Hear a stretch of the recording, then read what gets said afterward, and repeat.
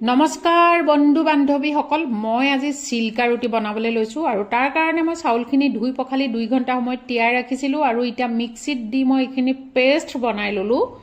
আৰু এতিয়া পেষ্টখিনি পাতল কৰিবৰ কাৰণে তাত মই ঠাণ্ডা পানী ঢালি দিলোঁ আৰু এতিয়া ইমান পাতল হৈ গ'ল এই পেষ্টখিনি। আৰু তাৰপিছত মই লাষ্টত তাত 1/4 কাপ গৰম পানী ঢালি দিলোঁ আৰু লগত দিলোঁ পিঁয়াজ, জলকীয়া আৰু মই ধনিয়া পত্তা দি দিলোঁ। দিয়াৰ পিছতে এই মিশ্ৰণখিনি একদম পাতল কৰি পেলালোঁ আৰু এইফালে মই গেছৰ ওপৰত এখন টাৱা বহাই থৈছিলোঁ আৰু গেছটো পুৰা ফুল ফ্লেমত ৰাখিছিলোঁ। এতিয়া হেতা এখনেৰে 1 চামুচ মিশ্ৰণ এনেকৈ লৈ মই টাৱাত দি টাৱাখন এনেকৈ লৰাই বগৰাই ধুনীয়াকৈ চিল্কা ৰুটিখন গোল বনাই পেলালোঁ।